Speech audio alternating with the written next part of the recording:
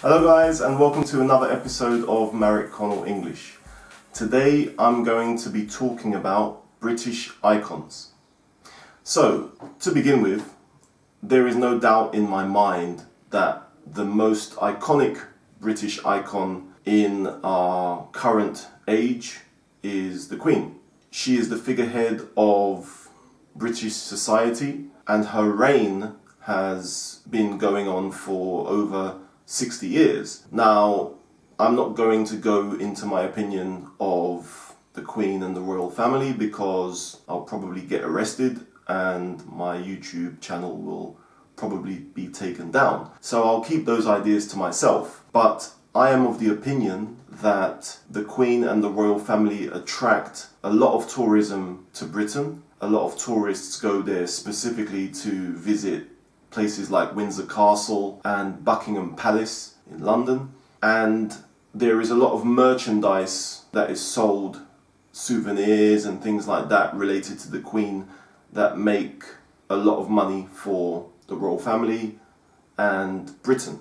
Also, a lot of people go to Britain to see the changing of the guards, which is something that happens, I don't know how often, but it happens from time to time near and around Buckingham Palace. Everybody wants to take a picture with the Beefeater soldiers who have those kind of big black furry hats on their heads. And also in Britain every year we have the Queen's speech, and there's a lot of fuss around that event, and a lot of people tune in on TV during that time to watch the Queen's speech. So yeah, she's a hugely popular icon in British society.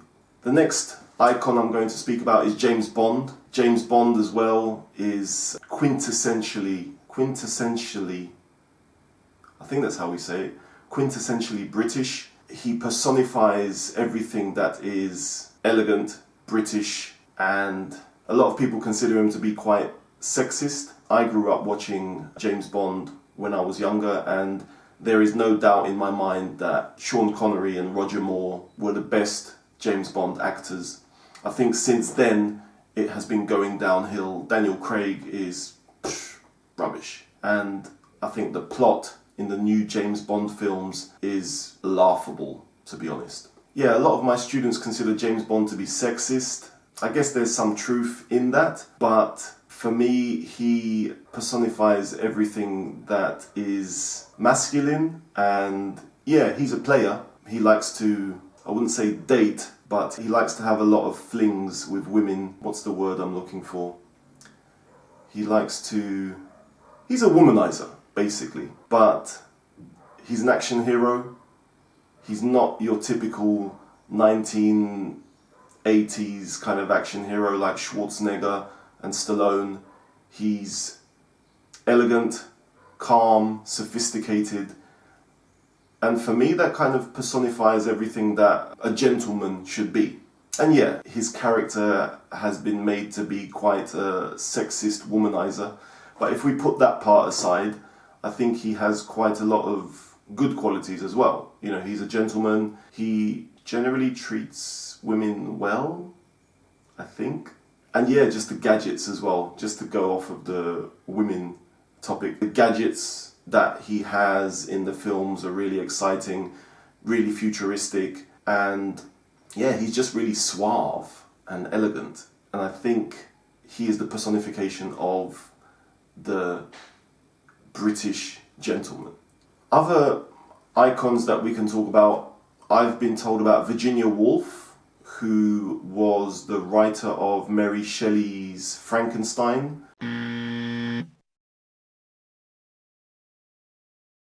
I remember vaguely the Frankenstein plot, but I definitely haven't read that book, so there's not much that I can say about that. Maybe you guys can say more about that if you know.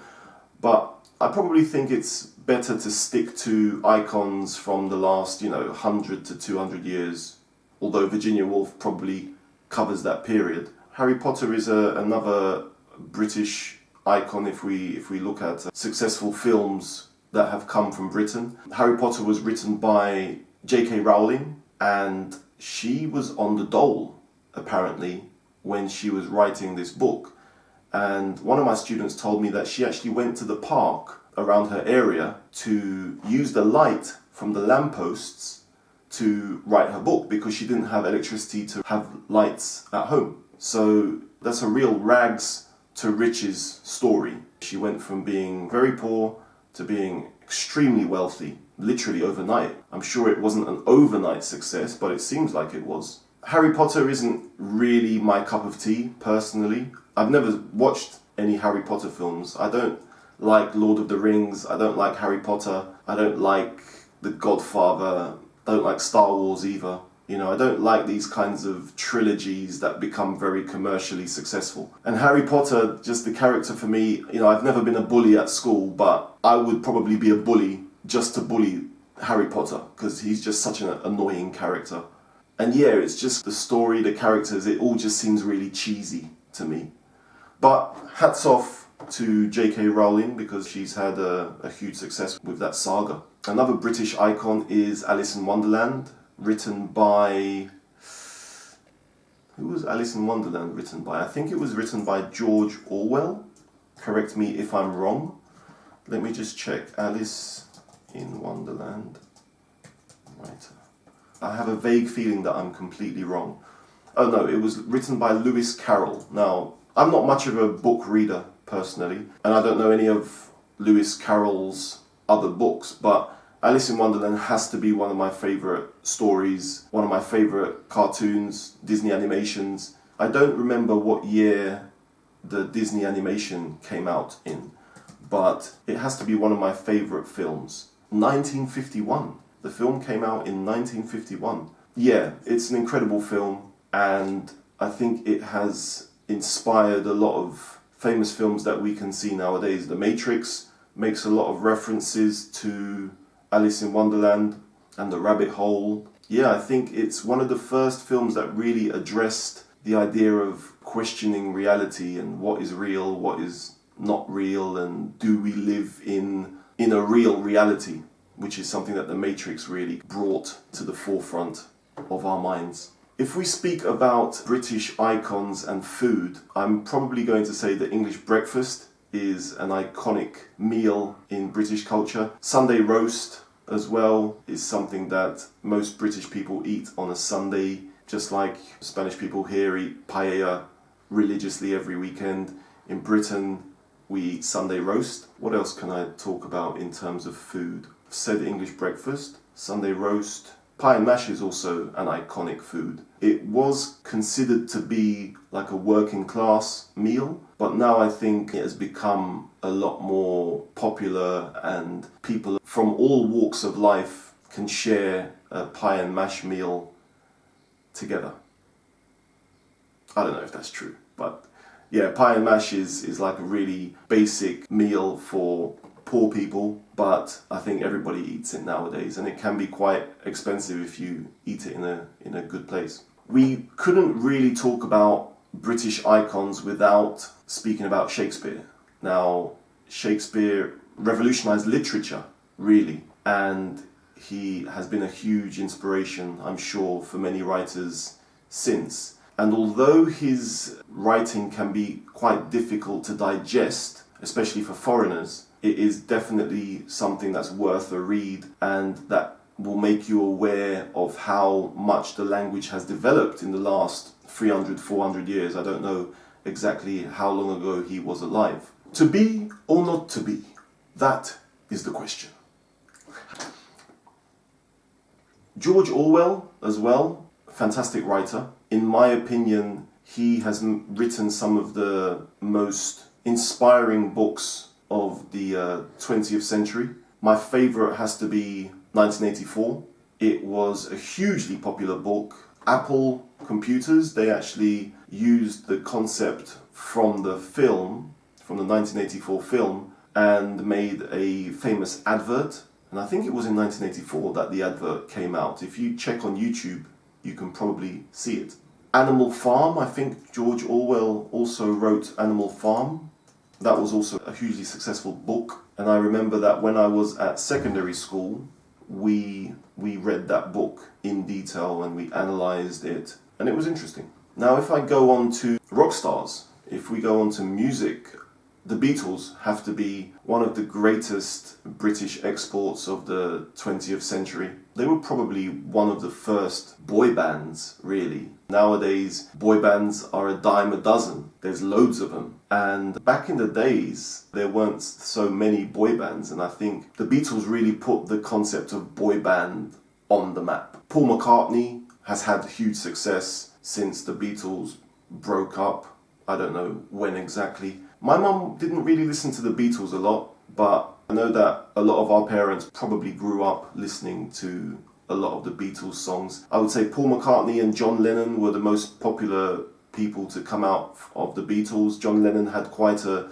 successful maybe solo career, I'm guessing here. Imagine is a hugely iconic song, and I think he moved to America at some point, and he was very much against the Vietnam War, and he was quite outspoken about that. The Rolling Stones, the Rolling Stones, again, a huge British export, one of the biggest bands on the planet. U2 I think are Irish, but I think the Rolling Stones are second only to U2. And they're not maybe as famous as they were back in the days, but we've still got Maroon 5, for example, making songs. I've got the moves like Jagger, so still making reference to these guys who they have probably been making music for the last 50 years or something. It's ridiculous. They were probably 10 when they started making music. One of my favourite British musicians was, unfortunately, George Michael, who passed away, I think, maybe last year or 2 years ago.